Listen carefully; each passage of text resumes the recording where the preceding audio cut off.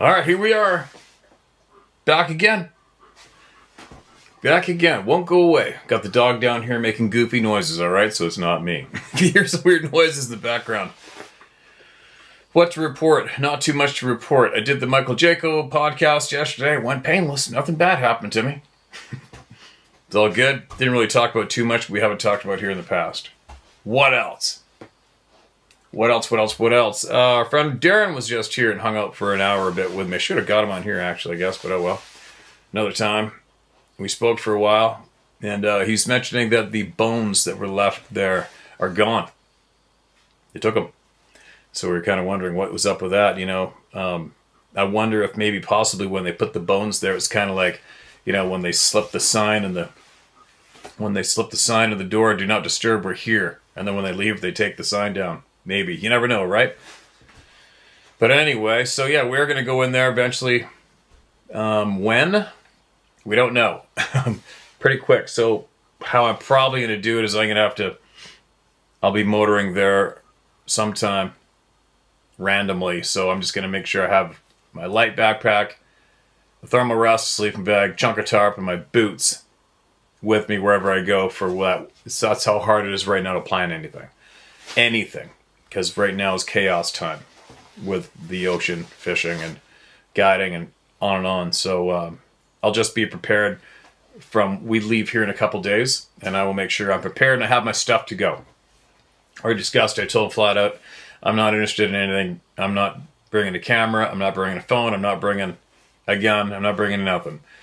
If possibly they want to answer a couple of questions for me, I'm all over it. And I said to Darren flat out, I go, look, I don't give a shit what they want to do, what they do with their lives. I don't care where they are yesterday or today or where they're going tomorrow. I don't care. You live your life free as a bird. Giver. But if there's something you can share with me on knowledge of us as humans, or who writes the rules for you, who are you scared of? Who should we be scared of? What can we possibly do? Those are some of the questions that I'm after. I'd like to know about that. If, you know, whatever happens. I haven't a clue what's going to happen. I don't know. Am I scared right now? Nope. Is my gut saying don't do this right now? Nope. Not at all. My gut's saying do it. So I'm going to do it. I know there's a lot of people have a lot of questions they would want asked, but I have a feeling I don't think we do not have any control in it. I think whatever they will possibly share, if it even goes down, they are going to share it to a point, to a limit, I would imagine. And that's about all she wrote. And then probably chop everything right off right there. So we'll see what comes. There you go. Now then, here I am. And while I'm here, because I never bring Bobby's book with me when I leave, we're gonna hear some more from the late great Bobby Short right now, because we can, and she needs to be heard. This is her unpublished notes. All right. Now maybe I'll stand it up right here. Where did we leave off yesterday? Got that. The screeching sounds it made matched those sounds he previously heard recorded on the Lumi Indian Reservation near Bellingham, Washington. His partner at the time also saw the Sasquatch. The incident was reported to the Squamish Police Department. There, an officer told them he wasn't the only person to see a Sasquatch lately. Okay, we read that yesterday. Tracks were also found in Kitsap County the next year, and screams were recorded near Long Lake, near Gig Harbor. All right, moving along to where we chopped off, which is right now yesterday. Portage Island, Lumi Nation Territory. Whatcom County, Washington, 1990. 3 Sasquatch observed emerging from Bellingham Bay. Quote, we were leaving Sunrise Cove on Lumi Island on a trip to the mainland. En route back, you have to skirt around Portage Island, a picturesque place where nobody lives. I think it belongs to the Lumi Nation. I'm not sure about that. Anyways, we got in close to have a look, cruised around the southern tip and up the Bellingham Bay side, and that's where we saw 3 Sasquatch. At first we thought we were seeing bears come out of the water, crawling up onto shore, but no. I idled the outboards and watched while my mate looked for a camera. Then came another and another. There were 3 of them coming out of the bay, there onto the rocks. They then stood up. We knew they were not... They then stood up. We knew they were not bears. I cut the engine and floated for about 3 minutes or less, maybe. They saw us, of course, continued shaking and wiping the water off their bodies, watching our boat real good. The taller of the 3 turned and walked up the beach and into the trees, and within a few seconds, the other 2 followed. All 3 were dark in color, black, I guess, and they were amazing to see. We were so transfixed. My mate got shooter camera. I didn't think about it until I started up the outboards again and took off. Let me read that again. We were so transfixed. Oh, my mate forgot to shoot her camera. We were so transfixed, my mate forgot to shoot her camera. I didn't think about it until I started up the outboards again and took off for Chuckanut Bay on the mainland. I get it. I've been there. I get it. I get it. When something of this magnitude of shock is going down, you don't remember anything that you have with you. I had a camera on a tripod that one time that she was getting beat 100 yards from me, and I didn't think of the camera for 1 second. It's just it's too much. You got to be pre-prepared between the ears a lot beforehand. Sorry for the interruption. I don't know how tall each was. The taller was a pretty good sized fellow, broad, with a very thick body. The others were not as tall, but just as broad and thick. You know, stocky, I guess, male. I didn't see anything to indicate female. We learned the island is supposed to be inhabited probably because Sasquatch lived there. My name is Ellis, and I'm in business in Bellingham, Washington. Wow, okay? Wouldn't that be something to see? See, that would be a bad situation. You're on a boat, they're in the distance on the beach. Perfect. Let's have a look at each other, acknowledge, and then part ways. Sioux Nation Reservation, Benson County, Fort Totten, North Dakota.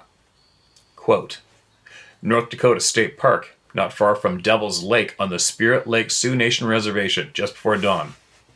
I took this one lady back home. She lived in a treed section of town. I dropped her off and she went to her porch. She happened to look over to her side of the porch, and that's when she saw the Bigfoot creature. The woman began screaming in fear and raced back to my car, and that's when the woman jumped in and told me what she saw. Later, I went back to the house with a couple of friends and searched the area. We found footprints. The tracks were barefooted and measured around 13 inches and 16 inches in length. 2 sets of prints. The woman only had a quick glimpse, but she described the Bigfoot as hairy, very tall, and its hair was brown and medium length. Bracket, Silas Ironheart, end bracket. The Ponca Nation of Nebraska. The Ponca Indians were originally plains people dispersed through Nebraska and South Dakota when the whites came in the 1800s. The southern Poncas were forced to move to reservation in Oklahoma in the days when mothers carried their babies on their back in cradle boards, and the term Indisinga was old language verbiage used to describe tall, hairy beings of great physical strength who lived in the forests and hooted like owls. Mothers used the threat of being kidnapped by the Kinga, Indacinga, Indacinga,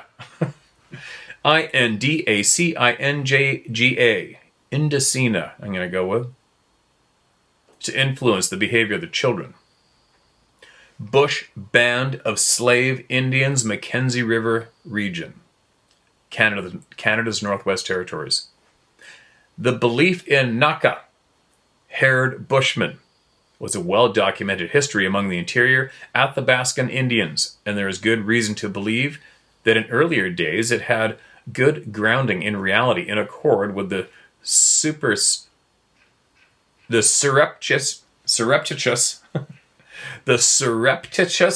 wife stealing and warfare practices of the region. McNeish, 1954, 187. I guess it's out of a book somewhere.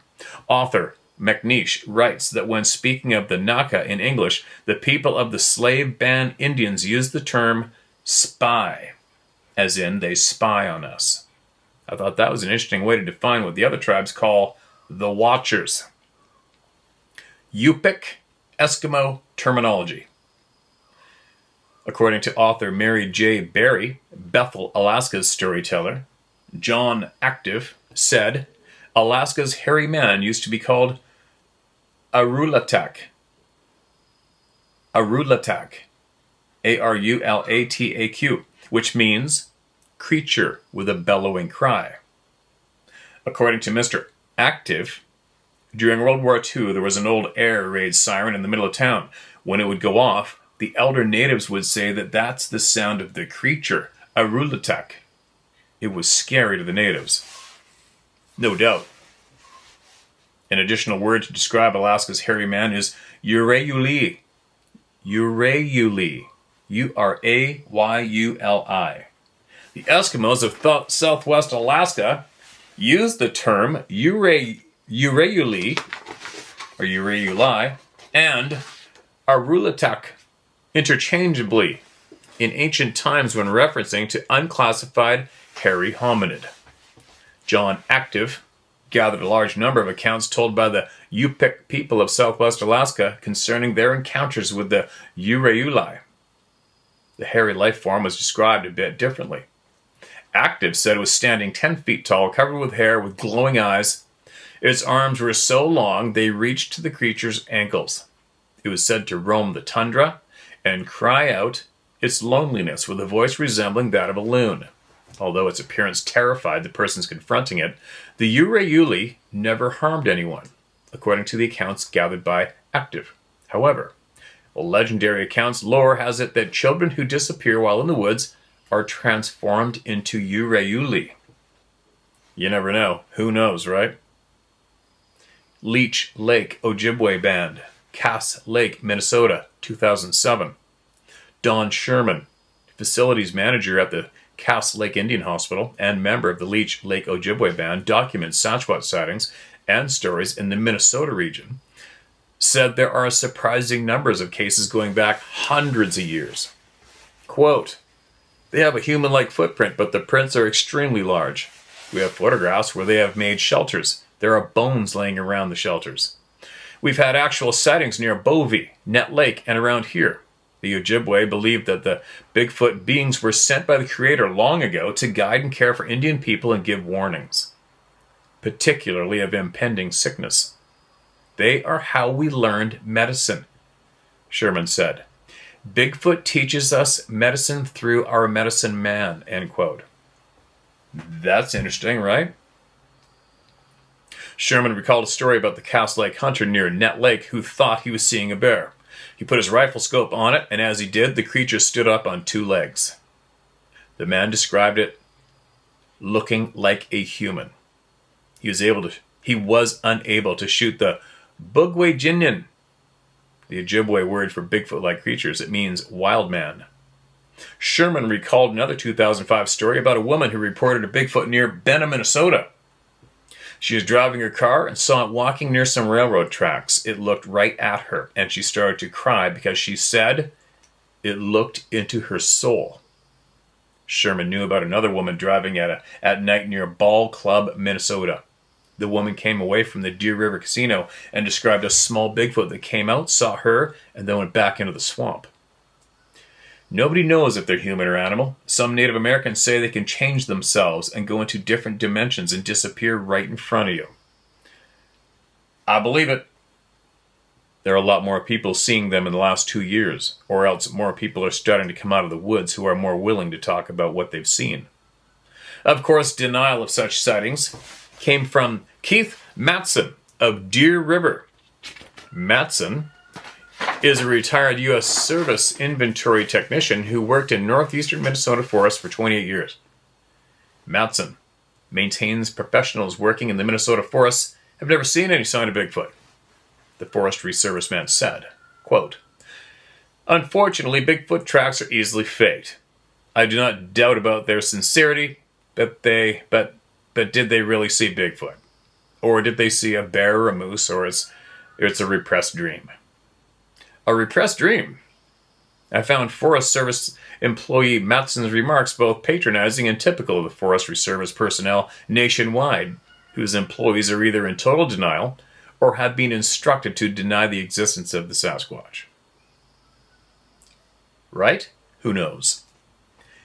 Grassy Narrows Indian Reservation, tracks with 6 digits found. That, I think, should be possibly a red flag, meaning alarm, from what we've been gathering, I think. Kenora, Ontario, Canada. Kenora. Driving to a blueberry picking site located an hour north of Grassy Narrows Indian Reservation, Helen Papapse and her mother saw something they'd never seen before. I seen a black thing, Papapse said. It was tall, lanky, and it was walking towards our way. I thought I was seeing things, so I didn't say anything. Then I looked over at my mom, and she was rubbing her eyes. And there he was. About 8 feet tall, slender, as black as night. He was just walking casually, she said. I know it wasn't an animal because it was upright. It was human-like, like the way we walk. Helicopter. Hold on a minute. Scared, the women drove back to their community. Papapse told her family, and then they decided to drive back to the scene. What they found was 6-toed Sasquatch tracks in the woods near the beaver pond. It appears the Sasquatch leapt over the beaver dam into the pond. Randy Fobister made plaster casts of the print that afternoon. Stories have been circulating through the area for decades of tall Sasquatch screaming loudly in the same area. No one was ever brave enough to try to confront it in the past, but Fobister was ready. Randy Fobister took photos of the 6-toed Sasquatch track in July 25th, 2008. It measured 15 inches long. And this photo was the first time I'd actually seen a track that clearly defined all 6 digits in the substrate. Being born with 6 digits is called polydactylism. Polydactylism is a congenital physical anomaly in humans, dogs, and cats having supernumerary fingers or toes. Having an abnormal number of digits, 6 or more, can occur on its own, without any other symptoms or disease. Polydactyl feet may be passed down, inherited in families. The trait involves only one gene that can cause... Hold on a minute. What? Oh, they can cause several variations. That's interesting. A lot of people aren't going to be referring to that as the excuse for 6 toes in these giants, right? Red Lake Indian Reservation, Beltrami County, Minnesota, 2005. A 14-inch snow track photographed in Beltrami County, Minnesota, discovered February 10th, 2005 on the Red Lake Indian Reservation, near the 4 villages of the Little Rock, Red Lake, Redby, and Ponoma Chippewa nations. It is difficult to decipher if this was a left or right footprint. My guess is that it is a left track with splayed little toe, perhaps caught in something and fractured, but we can only guess at casual factors in a foot we cannot personally observe. Cree Nation, Sunchild Reservation. Why do I know that reservation, the Sunchild? The Sunchild First Nation is a Cree First Nation reserve in Alberta. There you go, Canada. In June 2010, strange sounds were recorded on the Sunchild Reservation, including howls, whoops, and ear-piercing screeches made by no known wildlife. Sunchild resident Paul Bigchild Sr. said he definitely heard strange sounds 3 different times emanating from the woods across the river near his home. All the sounds Bigchild heard were accompanied by dogs barking.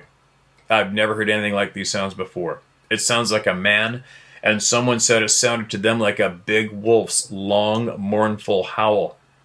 He believes the chilling screeches and squawks may be some sort of bird. But why would there be such a fussing by birds in the dark of the night? Mr. Bigchild said he has heard the tribe's elders speak of spirits in the forest. He recalled the glimpse of large, strange figure running along the river and other members of the tribe who found footprints attributed to Bigfoot. Another former resident of the Sunchild Reserve, Wilford Butterfly, actually saw the footprints along the Baptiste River. They were twice the size of the average man. the Tillamook of the Nehalem of Oregon. The Tillamook Native Americans are a branch of the Salish language-speaking people who inhabit regions of Tillamook Bay and Nehalem Bay, Oregon. The elders formerly used the Salish terms Yi-Daite or Yi-Daite to indicate of hair-covered brother or a wild man who lives in the mountains. However, according to the works of the late British diplomat Dr. Gordon W. Creighton, M.A., F-R-A-I-F-R-G-S, whatever that stands for, the correct Nehalem and Tillamook terms were Zeklo, female, and Yi-Daite, male. He described the male as aggressive, protective, and greatly feared by the Indians for the unspeakable things the Yi-Daite did. Dr. Creighton spoke fluent Salish languages. Oh, wow. All right, just a little bit more, because I could honestly just keep reading forever. It's easy, right? Teslin, Tlingit, Council, Whitehorse, Yukon Territory, Canada. I can tell you right now, there is a shit pile of sightings on the BC-Yukon border. Always. Teslin Tlingit Council members Marion Sheldon and Gus Jules were traveling along the Alaska Highway in June of 2004 when they saw a dark figure on the highway. Thinking it may be a member of their small community, they slowed down to give the man a ride. As their vehicle approached the subject within 20 feet, they noticed the figure was covered in hair and stood upright the entire time. Jules, an experienced hunter, described the figure as 7 feet tall and hunched over, and it was not a person. Jules remembered seeing what he believed to be flesh tones hidden beneath the mat of hair. I have no doubt they saw something and are convinced it was not a bear or anything in the ordinary, the conservation officer said. They are convinced this was something out of the ordinary and they were pretty shook up over it. What they described was locally known as a bushman. Red Gossinger, founder of the Sasquatch Yukon organization, said he was inspired to start the group after a report in 2005 of a bushman in the area around Teslin. Several Teslin villagers witnessed a sighting that occurred about 160 kilometers southeast of Whitehorse in the Yukon territories. He felt that researchers in southern Canada apparently knew nothing about the multiple sightings in the Yukon. Little Eagle, South Dakota Standing Rock Indian Reservation. On October 29, 1977, Lieutenant Verdell Vio of the Bureau of Indian Affairs, Jeff Vio, a teenage son, along with police officers Bobby Gates and Selvin Arlen, observed a Sasquatch in the moonlight. The men followed the tracks, but the pursuit ended because none of them were carrying a sidearm. Lieutenant Vio described the creature as 8 to 9 feet tall. Lieutenant Verdell Vio is shown here with the plaster cast he made of one of the tracks the Sasquatch left behind. He was able to cast both left and right imprints in different positions. One print was apparently made when the Sasquatch jumped down an embankment. The Standing Rock Indian Reservation is a Lakota and Dakota Indian reservation located in North Dakota and South Dakota. It is the 6th largest reservation in the land area in the United States. Photo is curiosity. Okay, so just another photo of somebody with a footprint cast. See it? Is it focusing? There you go. There's the footprint cast. One of what? Thousands known to modern human communities today. Vuntut Gwich'in, First Nation, Yukon Territory, Canada. Quote, the watching creature, end quote.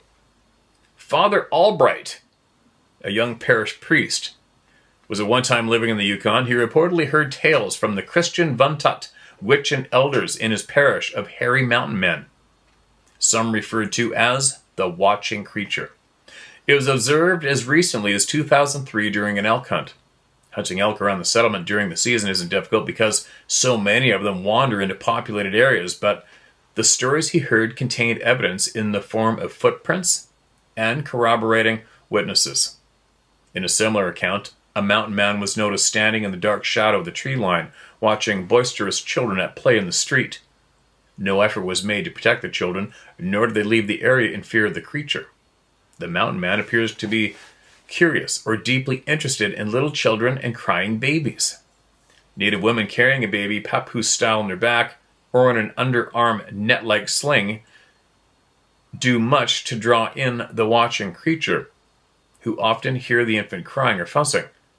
I never heard young ones on the mountain watchers.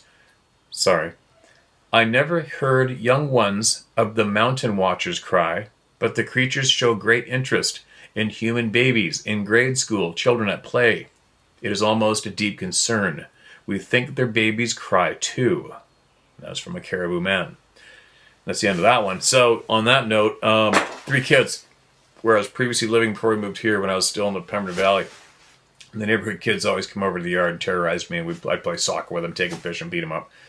And they all told me one day that they were at a friend's place on Lillooet Lake, kicking a soccer ball around, and they said there was a big, dirty man, not meaning dirty like we would think dirty-minded, meaning dirty, physically dirty, sitting on the ground against a big fir tree just inside the timber watching them play with the soccer ball. These kids told me this directly. I'm like, really? Yeah, it's like a... And then when we were looking at him, he just got up and walked away into the forest. Like, no way. What'd he look like? And I said he was hairy, but he was dirty. He's just like a dirty man. And these are just little kids. And that's what he described to me, right? And what else? And way back in the day when I was young and thought I was going to go sucker in a Sasquatch into a remote meadow somewhere on the BC coast, and I was going to make I was telling Dr. John Bendernagel, and I was actually talking to Bobby Shore at that time as well. We were emailing back and forth, and I said, I wonder what kind of recording I could use to get him to come in and approach my decoy while I lay in the grass with the camera. This is a long time ago, obviously. And I remember then Bobby telling me and saying, I don't know. She said, if you get a hold of a baby crying recording, that apparently works pretty good. And I'll never forget she emailed that to me way back in the day, 30 years plus ago. One more. Oka First Nation, Little Creek, Quebec, 1981. My setting was on Little Creek up in the tundra in 1981, near where Oka First Nation children surprised that bear a few years ago, just by the east edge of the meadow, where the creek pools up. I was with TB and Juna, and we were packing in for 4 days. I just got a new 270 and the scope had not been sighted in. I decided I would go do that after we ate. I paced off 100 yards and started fiddling with the scope. I panned across the meadow to where we always see big moose in the evening, but I didn't see one. That was odd. And as I panned back left towards the pool, I thought I saw a bear sitting in the pool. I focused in, and it was no bear. I couldn't get comfortable because I was on the hillside, so I moved back and up towards the trees and went around to the left. I was downwind. I came to a flat spot and resighted the scope. Plain as day. There was Sasquatch sitting in the pond. I've never heard of one sitting in water. TB's father TB's father saw one once. He was sitting on a log at Drake's camp. I thought it might be hurt, but it just sat there. It was not too hot. It looked like the creature was surrounded by clouds of gnats, flies, and mosquitoes. I got up, moved towards the boulders, and about 20 feet and leaned against the boulder. It just stayed there. It got up and moved towards the boulders about 20 feet and leaned against the boulder. It just stayed there. I suppose I saw it for about 6 or 8 minutes.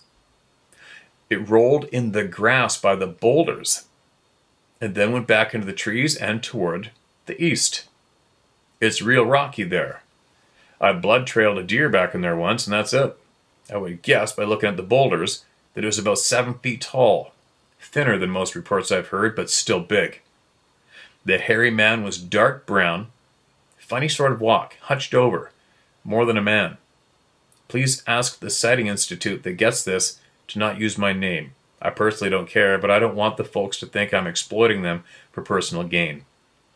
investigated by Jack Loudbird, Osa First Nation. You imagine if all of the Indigenous communities spoke openly of the entire history and the teachings they've had on these people, you'd probably need, who knows how long you need to read it all, right? But obviously Bobby did a lot of digging. She has a lot here.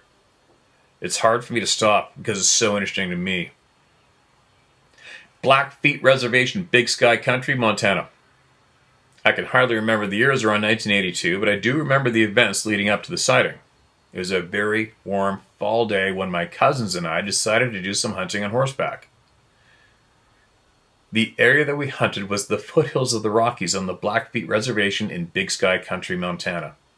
We decided halfway into the trip to take a ride and wait for Lady Luck to bring us something during the ride.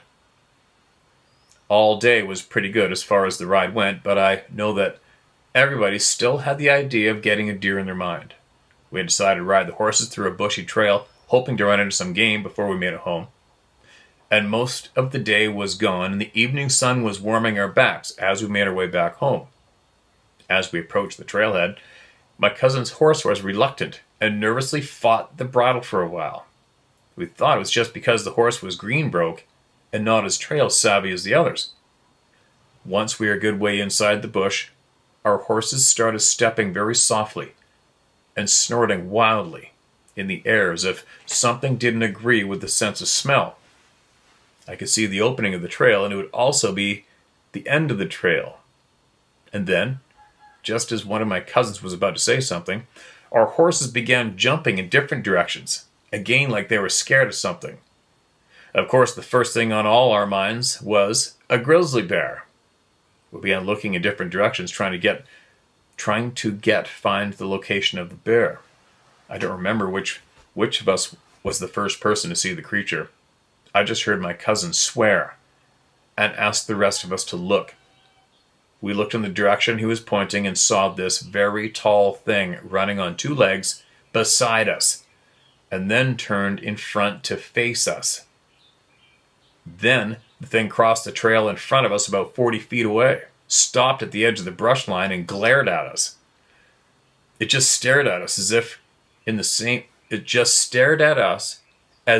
same amount of amazement as we were. Then the creature disappeared into the trees as fast as he appeared. The best way I can describe it, as probably the hairiest man I've ever seen, well past 6 feet tall.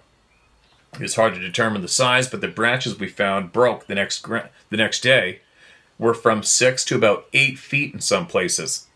Footprints were found where the ground was soft, and along the trail we followed towards the mountains. This was the only sighting we've had since that day. I'm probably the first one to tell anyone what we saw, and that was approximately 30 years today. Charles K. Wolftail. Wow. Right? So, when I hear that sort of thing, that just adds more fuel to me wondering if they just got here. Right? I mean, the amount of people that share the point that it looked back at them with amazement or shock. You could tell by the expression on his face is like, what the hell? I remember that one guy I spoke to firsthand, and he said that thing kept peeking out the tree and looking at him like, he made his face go like this while he was telling me. He said it looked up from the tree, it just kept looking at him going like this. I remember him making his eyes go like that. As in, if you to read that body language, that being is looking at that human going, what the hell is that? Right?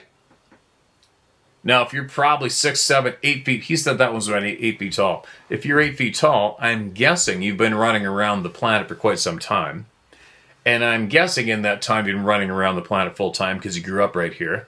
You've seen a lot of humans. I'm guessing. So what's the big surprise?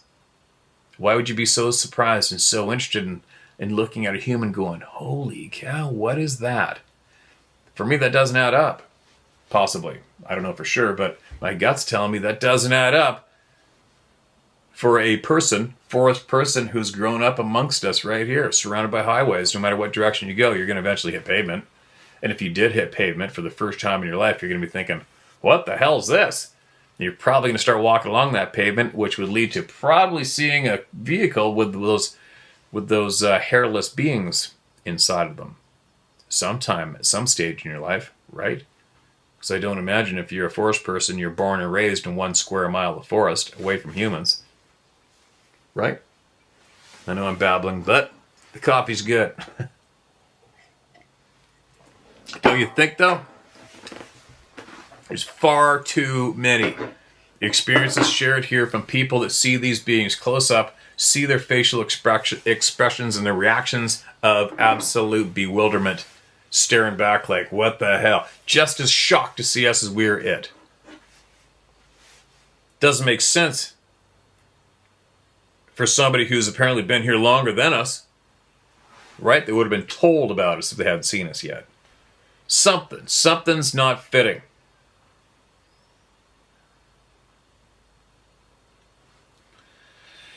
Now, who do we got?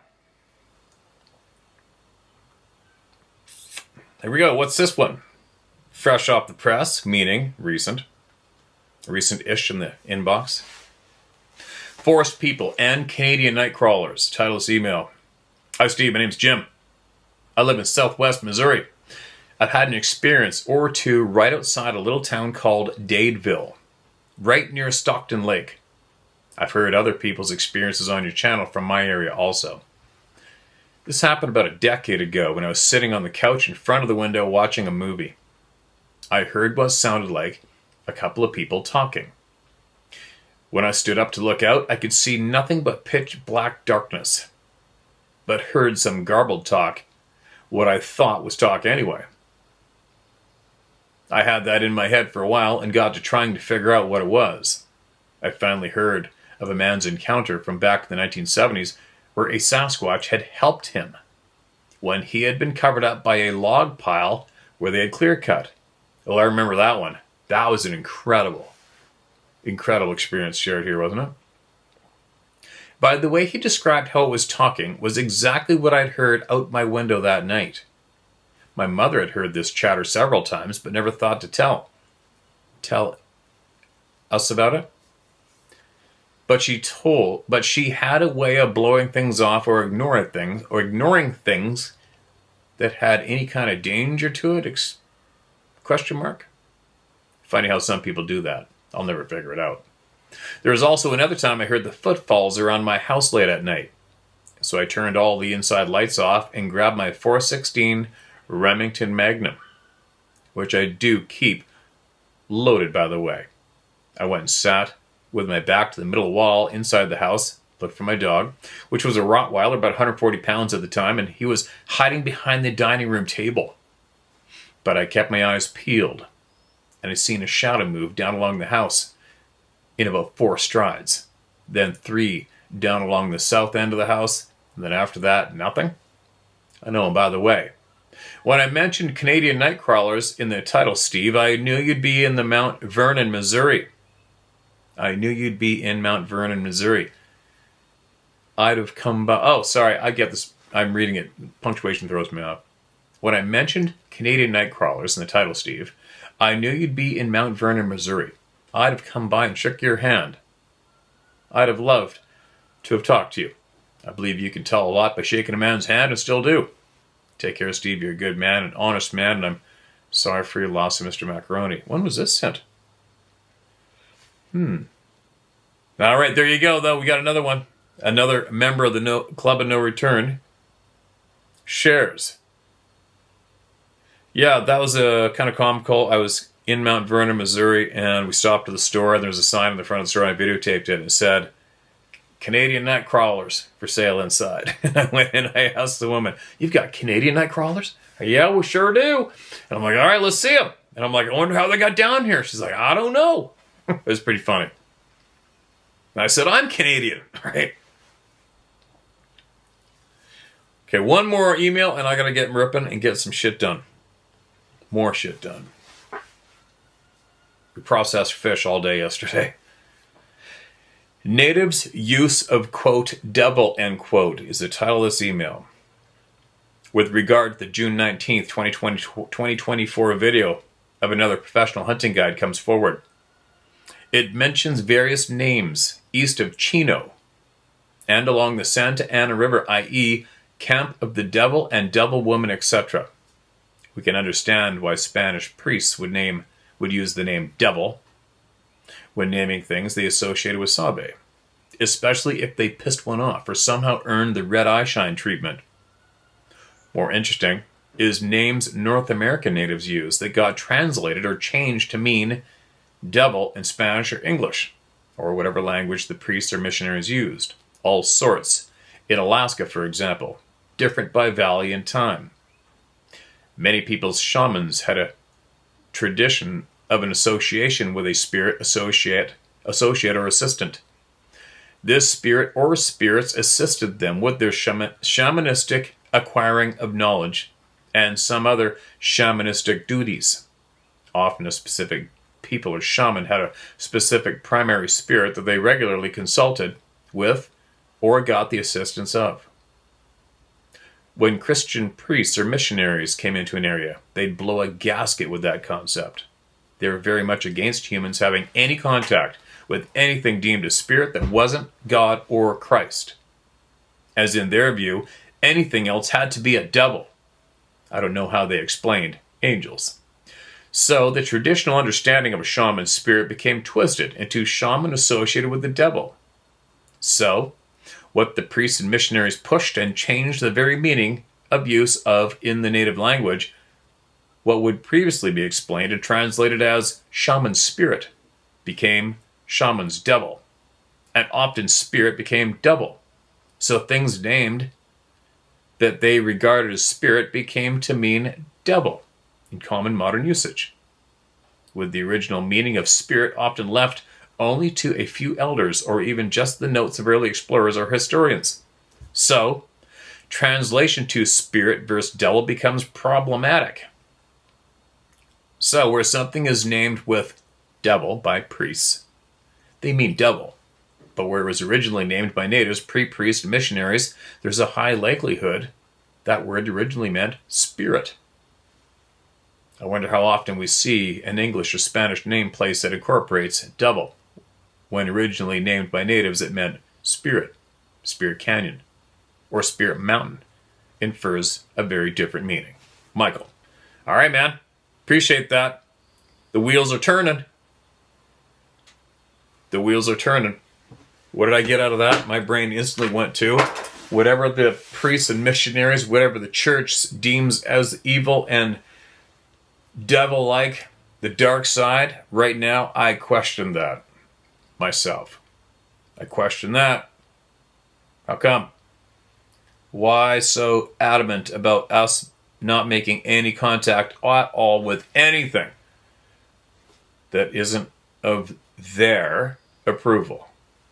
Right? So for me, the way I'm built, that makes me go opposite direction. They're trying to control you from going. Do they have your better interest at hand? Hell no. It's pretty safe to say hell no at this stage of the game. Think about it. Right? Think about it. Anyway. There you go. We heard more voices today. Got the wheels turning. Slowly getting caught up on sleep. Holy shit, were we tired yesterday. But anyway, carrying on. Man, again, Sarah's decals are showing up all over the place. People are putting them on their classic cars. You imagine the conversations coming up around the planet because of these decals right now. Wouldn't that be great? I hope. I'd imagine a lot of people out there are going to start emailing in some significant conversations that are getting struck up in public with strangers because of these decals, these stickers. Guaranteed. Can't wait to hear about it myself. I wonder how many more people that we've never heard from are going to chime in because they bumped into somebody with one of these things. I wonder, right? Anyway, there we go. Carrying on, motoring along. What is it, Tuesday? I've got 2 more days here, I believe. and then we're back out.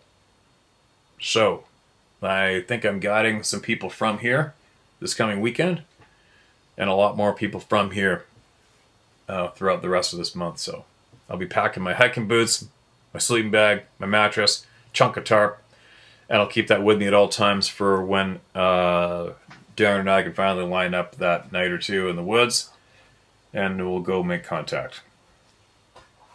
Maybe. That's not up to me, obviously. I'm willing to do it. We'll see how it's received. I got a funny feeling it's going to go down, so we'll see what comes from that.